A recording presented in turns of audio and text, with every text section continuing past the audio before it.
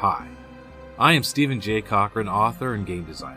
For the last 5 years, I've been working on my latest creation, Morticians, a tabletop role-playing game.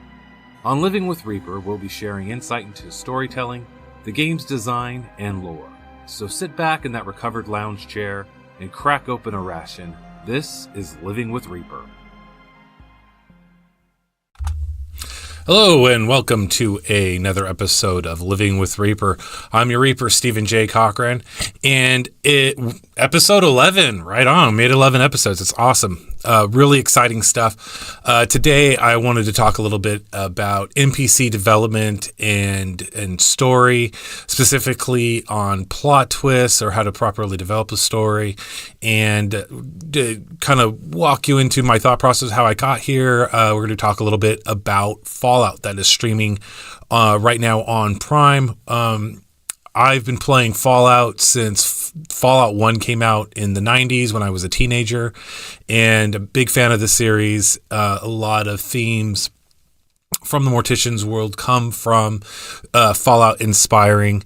And but one of the things I noticed is the show, and it's aesthetically beautiful. I like the main driving plot of it, and so far I will continue to watch the series as I'm eagerly waiting for season 2.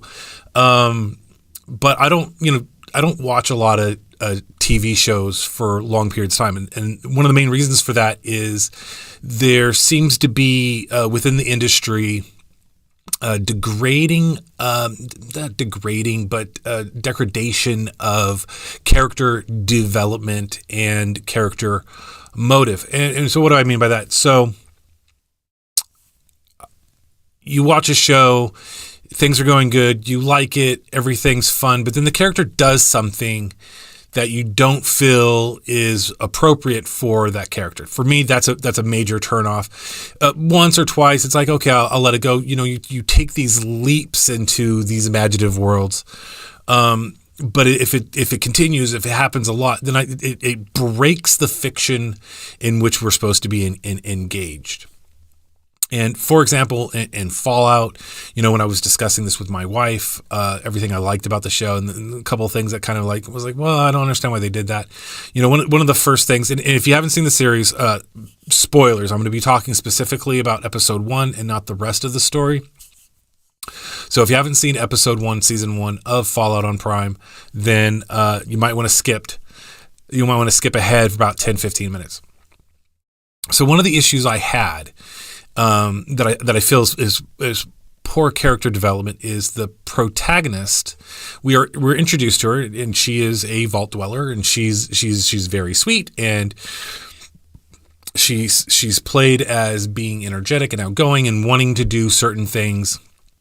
She has a very adventurous attitude towards life. But one of the first experiences that she has when being introduced to the realities of outside the vault is that she has a relationship with a raider who immediately afterwards attacks her, resulting in her having to defend herself and kill that raider. But on top of that, the raider's friends, who were disguised as another vault, start killing her family and friends in the vault. So her experience to this outside world is immediately brutal. And any normal person, any rational person who has this experience would take that view of the outside world and internalize it. And that is how they would approach and treat other people that they came across in the outside world immediately. What happens is she eventually decides to leave the vault. She leaves the vault, and the first thing she sees is the first outsider in the outside world is a half-dressed man suffering from severe dehydration and a little madness. And she interacts with him like she did not just experience some horrific murder beforehand. So that's kind of what I'm talking about. Like any person would not be so trustworthy. A lot of times they write her, and I know they're trying to make her naive because she's a vault dweller and this is the real world, and the real world's harsh and your naivety could get you killed. But a lot of times, especially in the first episode, they mistake stupidity with naivety. And she's not stupid, she's just naive. And her earlier interactions in the show, they don't stay true to the character. And while I was talking this over with my wife and kind of discussing, like, well, there's other really great aspects, so I'm going to stick with it to see if they can kind of write their way out of these issues and become more true to their characters. She reminded me of an episode from Voyager where Tuvok is creating a holodeck novel, and he uses the phrase, the dictates of poetics. And I am a DS9 fan. I didn't really watch Voyager all that much, so I had to look it up. And what dictates of poetics mean is a character's action must flow inexorably from his or her established traits. And I like that. That's very true. So what does it mean? It's motive. What is your NPC's or even your PC's motive for interacting with the world? Motives could be evil, it could be greed, it could be lust, it could be power, which is, a lot of the motives for really good bad guys. But they could also be non-evil traits like safety, hunger, self-care, either currently or in the future in tradition, and customs. And one of my favorite go-tos for non-evil traits in an NPC is Doctor Doom in the Marvel Universe. His motivations are very clear. He cares about his country, and he wants his country to rule the world. It's his people, because he is the ruler of his lands. His people are his motivation for his pursuit of power and control. And it's written consistently throughout all of his stories that even when put in a situation that could give him more power, if it's at the cost of his countrymen and his subjects, he doesn't do it. And I think that's a very, very well-written, well-rounded character. So what I'd like to explore today is kind of diving deeper into it. I'm doing a lot of stuff with my hands today for whatever reason. I'm not going to be doing a lot of picture-in-picture stuff. We're not going to be making a map. We're just going to do and just have a nice little conversation about developing characters and their motivations. So for Morticians, I explore this with all the factions and some of the bad guys that are maybe not just associated with factions. And so, like, one of the examples of this is the bikers. So bikers are bad. They're raiders. They go out and they cause havoc. They steal. They press people into slavery. But their motivation isn't to be evil. The bikers look at themselves as a family, and there's a hierarchy in the family, and it's a very patriarchal society. But when they're out robbing and stealing, they are collecting for themselves and taking from others. It's a them or us kind of attitude, and it's a very important attitude because they may take things to the extreme, but they're not cruel for cruel's sake. They are not going to be stealing from people who have less than them. What's the point? That's an expense of their resources for no gain. So they're picking targets throughout Sanctuary Valley, and their motivation is to gather more resources to strengthen their family and their numbers. Now, within that is things like the drive for power and greed, and there's infighting within the family unit.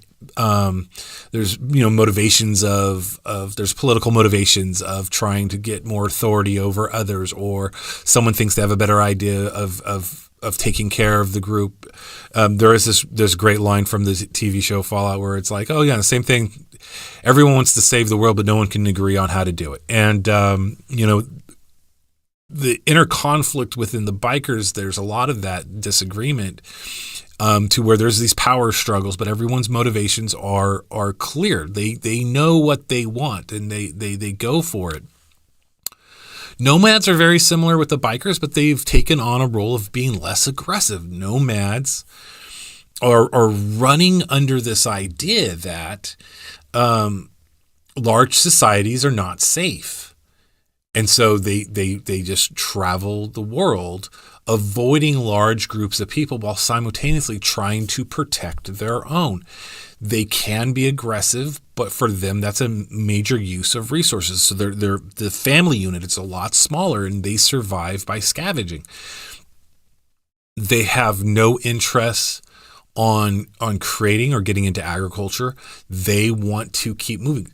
Growing crops means you have to stay in one location, and that's a risk. That's a risk that they're not willing to take. So their motivation to keep moving is under this assumption that to stop is death. To become a large community invokes danger. So that's the nomad's motivation. During Ladies of the Hoard, which you guys can check out on YouTube. Back episodes are still live on YouTube for Ladies of the Hoard and the Wolf Pack, and now the Zombie Trail. I'm really excited tonight. We get to play again.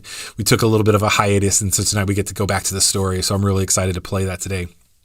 But in Ladies of the Hoard, I introduced Dr. Piper Van Schnauzer. Now, she does not have a faction of her own. She's not a part of any community. Her backstory was she was a researcher for the U.S. government, specifically in the focus of cybernetics. And she has utilized the zombies' inability to die to modify her research. Her motivation is strictly about knowledge and gaining power. She sees building her cybernetic zombies as a way to continue to gather the resources and continue her research, which leads the question. Her motivation is very clear, but when is enough going to be enough? She doesn't have a goal, so she's perpetually on this journey to collect people and resources to create these cybernetic zombies to the detriment of the well-being of Sanctuary Valley. So that's a little bit about motivation and what could motivate your NPCs. I bring this up because a lot of times we want to just say, well, he does it because he's evil, or because I added this because it's interesting. And it may be interesting in the moment, but without clear motivations, your characters will be two-dimensional. Your NPCs won't be fleshed out. I'm not talking about NPC general store. Like, you don't need a deep motivation for the captain of the guard or the general store owner or the mayor. But should that mayor have machinations of world domination? Who knows? Maybe. So, for your stories and your plots having well developed, and here's what's really cool about really getting motivations and understanding the traits of these NPCs. As you understand these characters, as you fully flesh out who they are as individuals, they will tell you what's next in the next story. Because I think it was Tarantino says that when you understand a character, there really is only one line response. There is only the individual, if you fully understand their experiences, their motivations, where they're going, where their plans are, when they interact with the environment, they really have only one answer. And when you know that, you know what that answer is. You ever have a relationship with a really good friend and you almost know exactly what they're going to say before they say it. That's what understanding your NPCs are like. They will help you when you fully understand who they are. They will help you move that story forward. In the same episode, Tuvok was talking about the dictates of poetics. And saying that, a character has to be true to their motivations. I think the character's name is Paris. Paris says, yeah, but I know what people like in Hollow stories, and it's plot twists. And that's true. We love a good plot twist. But the way he implies it is that the plot twist doesn't have to, breaks the established traits, right? Like, because here's the twist.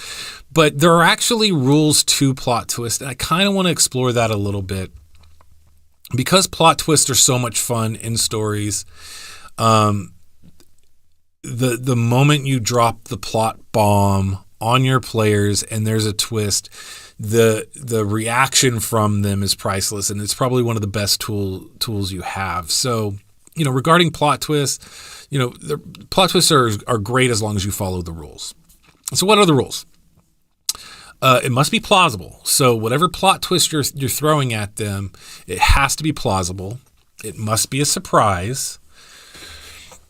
Unless you have super, super smart players who see it coming a mile away, which is a possibility. That happens. That happens with me. I see shows all the time that don't do a very good job hiding the plan, and I figure out the plot twist 10 minutes into an hour-long show, and I'm like, okay, it's going to be this. And I keep watching because I'm hoping I'm wrong. I'm hoping I'm wrong. I love the shows that prove me wrong, and they're fewer and far between. But I love that moment where I was like, oh, man, they got me. They got me good. And that brings us to the third rule, which it must be foreshadowed. Meaning it must make sense, but only in retrospect. Okay, so once you drop the bomb, they go, oh, yeah, and they think back to everything that happened in the game beforehand, and they go, oh, yeah, that makes sense, that makes sense, that makes sense, that makes sense. I love that response, by the way. A perfect example of foreshadowing and how things looked in retrospect is the movie Seven. Right? So in the movie Seven, there's a serial killer killing people with the 7 deadly sins. You have Brad Pitt, you have Morgan Freeman, all-star cast. You have Kevin Spacey's in it. Gwyneth Paltrow's in it. And everyone's just doing an amazing job in the performance as the story plays out. But then you get you get towards the end of the movie and you're realizing that the villain has been captured by the protagonist. But there are 2 deadly sins still not executed. And then the movie's been out forever, so I don't care about spoilers on this one.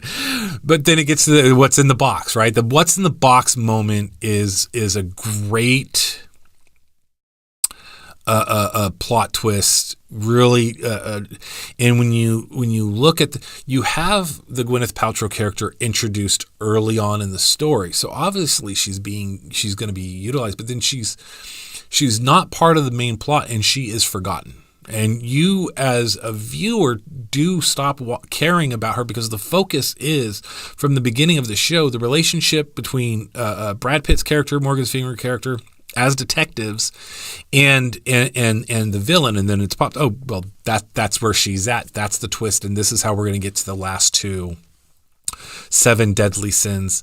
Another great one is The Sixth Sense, and in The Sixth Sense, what's really beautiful about The Sixth Sense, and there's plenty of YouTube videos that break down everything that's brought up in The Sixth Sense, including the red doorknobs, which is the director's habit of putting color cues in his movies, because he is the master of plot twists. But finding out the big reveal at the end that he's dead and that he's one of the ghosts and he's been a ghost the entire time. It's a huge, plot bomb at the end, and you look back retrospectively and you rewatch the movie, and threaded throughout the storyline are little clues that the director painstakingly placed in plain sight for you to see. And so that's always been great. And so that's kind of how you follow the rules of a plot twist. So let's continue on in this exercise. How do you execute a plot twist? Like, you want to do this, you want to bring this in your game. How do you do it? So to really like create a good plot twist, your character should do all the groundwork. You notice I keep looking down. I got a monitor in here. Actually, wrote out a ton of notes on just like what to talk about and how long to talk about stuff or what to go on. And so you see me doing this a lot with my glasses. So let's see here. How to execute a plot twist. Your character should do all the groundwork. And this goes back to the dictates of poetics principle, which your character's motives as they're going through the story should propel them. It should move them forward. What is their incentive for participating in this activity of discovery, right? Like, or is it, if it's a detective, like, why is he doing it? I mean, with detective noirs, it's kind of like, it's his job, right? He has an inner calling to go out there and research and find out who killed but that's really simple and boring. And for your game with your adventurers, are you playing a detective campaign where all your players are detectives, or is just one layer on a bigger world that you've created for them? So what is, having your players be motivated to go down this rabbit hole, and again, a well-rounded character will only have one response on how they interpret their surroundings. So the relationship of this motivation and the environment in which you put them in is important. So the second thing you want to do when doing a plot twist is not only just having your NPCs and your PCs fully developed and fully thought out with the motivations, but you're going to want to work backwards. So what's the big plot twist idea? It's kind of like writing a book in reverse. You start at the end, you work your way back to the beginning. So you start by creating what you want to reveal in the plot twist so that you can hide all the clues. And, in classic murder mysteries, it was the butler. So you started as the butler did it. So now you got to work backwards. Well, why did the butler did it? Well, the butler did it because of this. Well, how did the butler do it? Well, the butler did it this way. This is how he did it. Oh, okay. So what's all the evidence? And what did he do to try to hide it? And so as you work backwards, you kind of cover up the tracks for whatever the killer is doing. But what's great is by doing so, the thing we talked about a little earlier about foreshadowing, you're able to leave fragments of those clues lying around for your players to kind of pick up. And how do you foreshadow without giving everything away? And that leads up to the next thing, which is red herrings. I love red herrings. Red herrings are a writer's best friend, in my opinion. Red herrings are the best way to keep your players on their toes. You want a little bit of red herrings to add confusion, but not so many red herrings that they no longer trust the information that you're giving them. And so that is a delicate balance act. Adding things to obfuscate your plot or your story is important, but if everything is a lie, then everything's a lie and nothing is the truth. And so if they don't trust how you are describing things to them, that will ruin it. There's a principle called Chekhov's gun, in which Chekhov states that every element in a story must be necessary. Now, at the time when he wrote this, Chekhov writes plays. He's referring to a theatrical production, and that the reason why it's called a gun is if in the first act, a gun is brought on stage, at some point in the story, that gun has to be used. So everything you write and you bring in there has to be used. Hemingway had a counterpoint to it, and he argued that literature should reflect life, and not everything we experience in life is important information. And this is where red herrings play. I did this in my book Alameda, which is out on Amazon right now. Audiobook coming soon. I created things throughout the story that were factual, and I created elements within the story that acted as red herrings, so to mislead and I don't want to say I misled. It basically gives several points of opportunity for anything to be the reason for the plot. Only one thing was true, but other things were still going on and influenced how the protagonist kind of viewed the world and how he dealt with everything. And that's a very important metric when creating plots. Thank you, Corin Wolf. It's a very important metric when creating a world of interest. Actually, Corin Wolf, I want to say you're the first person to ever comment on our stream. So thank you so much for joining us today and leaving a comment. And I totally lost track of what I was saying. So yeah, red herrings. Adding elements. This happened recently when I was playing the Zombie Trail. We entered a town and I described the mayor. My intent for the mayor was just a mayor. That's all he did was he was the mayor, and I was utilizing him to help create a mission points and quest for my players to go on. But one of my characters has, and true to the motivation of her character, she does not like authority. She's anti-authority. So the way she perceived the information I gave her immediately turned her to go, nope, I don't trust this guy.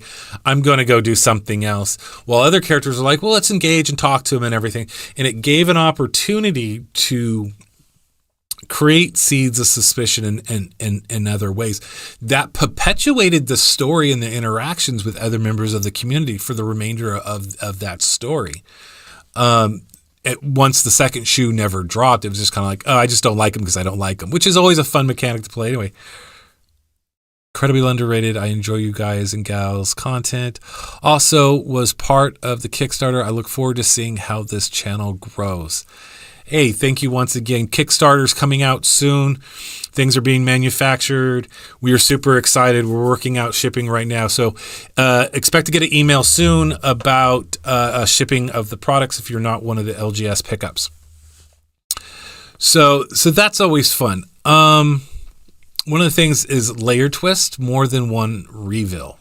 So when creating these plot twists, layer twist, more than one reveal. Wizard of Oz is a great example of this. And Wizard of Oz, they go to the Emerald City, they open the curtain, and it's this fumbling, traveling salesman who ended up in Oz. Turns out she doesn't need him to go home. All she had to do was click. She had the ability to go home every chance she did, and that was just to click her heels together. She does that. She goes home. Another plot twist. It was a dream the whole time. It wasn't a real. So it's plot twist, plot twist, plot twist, plot twist. They go on this incredible journey only to find out new information. That's what's called a layered twist. Another great way of taking your players on a good plot twist is playing with their emotions, and a great way of doing that is Shakespeare's Romeo and Juliet. And you look at the scene, we leave Romeo and Juliet after they first meet, and there's this teenage, ooh, ah, yes. And then the next day he goes and Romeo runs to his best friend to tell him this great news, and a fight breaks out between Juliet's cousin and Romeo's best friend, leaving Mercutio dead. So we go from this exciting, emotional teenage love immediately to the weight of a warring two factions and the family. If you saw Romeo and Juliet today for the very first time and you didn't understand or know what the story was, there are no real tales leading up to Mercutio's death. him dying does kind of come out to left field. But if you look at all the characters within the story, they are all working within their motivational truths and behaving exactly as they should. So it does come to an end where Mortician has to die, or Tybalt would have to die. And Romeo's response to his best friend dying is taking Tybalt's life. Understanding Romeo in completion means that he has no other choice but to retaliate and kill Tybalt. And that's, again, what I'm talking about understanding NPCs and PCs and understanding them fully. Like, when put into a situation, when you truly understand the characters, there is only one response. When I play my characters at the table, I try to keep that in mind in everything I do and how he interacts with others. I do not do it to the detriment of other characters and their experience at the table, because the truth is, even the barbarian who always goes crashing through the door would have social norms of various degrees taught to them in their development, where over-the-top behavior would be punished. You know, it's like the old story, my campaign went to town and the first thing a player did was kill a guard. Well, there are repercussions for those actions. Why did they kill them? Well, they weren't clear on their motivation or what maybe their motivation is they want to play a sociopath that just randomly kills guards. But there are repercussions to everything we do. And to be honest about those motivations also means we have to be honest about the social construct in which they're living and how they were raised and how they would interact with other people. So I want to just take a minute and kind of show, like, how would you kind of create. I'm going to borrow. Last episode I talked about as far as, creating stories and campaigns. I'm going to do it once again. I'm going to show you how to take a really good movie plot that's an older movie and how you can kind of turn it into your personal campaign. We're going to use the Mortician setting and the zombie apocalypse for you to kind of show you how this is done. I call it Blood, Fuel, and Power. And so let me show you let's bring down the landscape and kind of talk about what the environment. Your table of morticians is traveling down a road, and they come across a man who is being attacked by bikers. Your team interferes because, hey, morticians do good and are trying to do right, and you see an innocent man being attacked and villainized against. And so they interject and they defeat the bikers, and they rescue the man and have a conversation. And the man says this, he says, hey, my community isn't too far from here. Please take me home. Can you get me back safely to my community? We have a small settlement that refines a small amount of fuel. We actually have a pump that extracts oil from the ground, and we have a small refinery that we manufacture fuel from. We have resources. If you can get me back home safely, and he's got really bad injuries that are too severe to heal right there. You might be able to heal a little HP, but he's got broken limbs. He's blind in one eye. He's definitely got some kind of bleeding. And so now the quest is to take this man and take him to his settlement. Upon arriving to the settlement, it's surrounded by the bikers who are eager to obtain the ability to refuel their own bikes because they're running low on fuel. So the settlement is under siege. So now you have to figure out a way to get into the settlement with this survivor that you rescued. He's promised you riches, he's promised you spoils, plus it's just the right thing to do, right?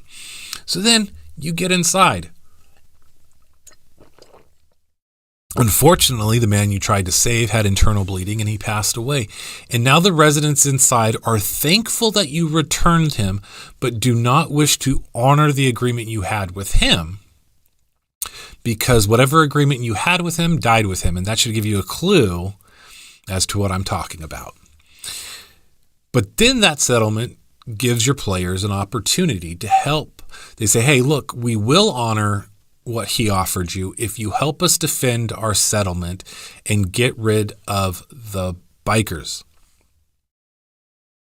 Anybody who's watched the classics know that this is Mad Max, Road Warrior to be exact, and Max decides to, no, you owe me what is owed, and then he tries to leave only to return, and then reluctantly agrees to help the community. The big twist at the end, and if you haven't seen it, it's been out for 30 years. I'm not going to say it. For those of you who know what I'm talking about, you know it's a great ending, but that's a layered plot twist. Max leaves. You think he's going to continue on his way. He has to come back. He then helps them to fight off the raiders. There's a double cross, and then the ending. And so if you haven't seen The Road Warrior, which is a Mel Gibson movie from the 80s, check it out, watch it. It's a wonderful piece of Australian cinema, and I'm not going to say any more than that because there's plenty of hooks and turns and a lot of action, but there's really good character development, and everyone in that story operates with a very specific motivation to their character. There isn't a single point in that story that somebody operates outside of their motivation. And so that's what I talked about today. And it looks like we've been going for a good 36 minutes. I don't have anything else to talk about. So let's see here. Corin Wolf, if you have any questions for me I might answer by any chance? And for all the rest of you out there, just leave a comment in the chat. If not, I'm probably going to cut this early. I've got a lot of preparation to do for tonight's game. I'm really excited. But hey, if you love the game, give us a like and a share. You can check out back episodes on our YouTube channel. Follow us on Twitch and Instagram. And on top of that, let's go ahead and do some quick promos for everybody real quick. And we'll just pop this up here. So yeah, I was just talking about, we've got Ladies of the Hoard, the Zombie Trail, and the Wolf Pack past episodes live on YouTube. We also have a Patreon called Postmortem, where we take the opportunity to discuss the Ladies of the Hoard game after the game with the Ladies of the Hoard. And that is always fun. There's over 10 hours of episodes on that, and we're looking to do something similar with the Zombie Trail. So be on the lookout for that. It'll probably be an extension of the Postmortem. We're gonna add to that. And if you don't know, we're gonna do this. This is what the Postmortem looks like. And yeah, it's basically all of us just sitting around talking, having a good time, having a laugh, kind of going into a little bit more detail about the episode. And you can find that on Patreon. And then boop, boop, boop, boop. And we don't want to forget, if you haven't had a chance to play the game yet, digital content, the digital version of the game, Crossroads, the introductory Undertaking is available on Drivethru-RPG. It's an encounter box that introduces the Morticians world in Sanctuary Valley. It comes with 6 pre-generated characters, the funeral director's guide to run a campaign up to level 6, along with character profile. Oh, I already said that. And the basic opening beginning rulebook. Also, there's a pay what you want maps and tokens that I utilize for my games on Roll20 that are specific to the Crossroads, the Introductory Undertaking. It's a great opportunity to be introduced into our zombie apocalypse of the Morticians world in Sanctuary Valley. So go ahead and swing by. Links in the comments below. Check that out. Also, I'd like to say that we're currently working on the core rulebook, and we're working to get that up and running. So be on the lookout for the Kickstarter for the core rulebook coming soon. And as a tier for that Kickstarter campaign, we are discussing putting the novel as one of the tier goals for you. So the core rulebook will be the basic package, and with a couple of backage surprises and whatnots. But one of the things we want to do is get the novel out as well. So We are looking to add the physical book of the novel, which is a great way to kind of see how I view the lore of Morticians. You know, what's great about Morticians is, yes, it's got a deep, rich lore with more lore coming out every day.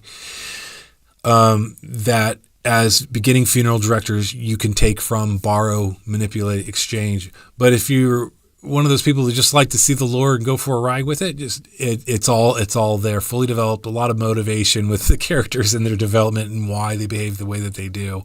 I'm really excited about that release, especially with the core rule book release, because we're going to be introducing 6 new characters, over 30 different zombies, over 20 different factions, groups, humans, and sub-archetypes within the humans, a greater detailed map and political structure for all those factions to really sink your teeth into this Morticians world. And, we were kind of doing this whole creative development thing the other day. We were talking about it, and we realized, like, there's an opportunity. We have the bestiary set up in a very specific way for funeral directors to easily create enemies for their campaigns. But we are going to go ahead and we're going to take some of the characters from the Wolf Pack, some of the NPCs from Ladies of the Hoard, some of the NPCs from the Zombie Trail, and they will have their own bios and histories and how they survived and got to the point to 2019 in the zombie apocalypse. How did they survive? What were their interactions? So it's a great opportunity to really see how the world's getting fleshed out and developed. So we're really excited about that. That's going to be coming soon. And I don't know if I have much else after that. You guys are always great. The channel has been slowly growing, and I've been really appreciative. And every week I'm trying to figure out what else I need to talk to you guys about. What else would you guys like to hear? So if there's anything specific that you want me to cover, you want me to go into a deep dive with and really kind of flesh out on screen with you guys, go ahead and leave a comment. Send me a direct message on Discord and just ask. And in the next episode, I'll do a shout out to your request, and I will talk about what you want to look up. You know, I had just the other day, I'm going to bring this up real quick. Just a random question that I received the other day. And this was from Funeral Director Bill. And Funeral Director Bill, who's on the Zombie Trail as John, is there any particular game prep that you think is most important for a Mortician player, or something that would help the game, backstory versus mechanic works? And so we had a little bit of a discussion with that. I want to quote Bill correctly. So what I'm going to do is I'm going to tell you what, next episode we're going to look at that question, and that's going to be the subject of our next episode, and kind of discuss kind of my views on that and what players could kind of do in their creative process and going deeper into that mechanic. And for now, I leave you. Thank you guys so much for joining me today. Peace.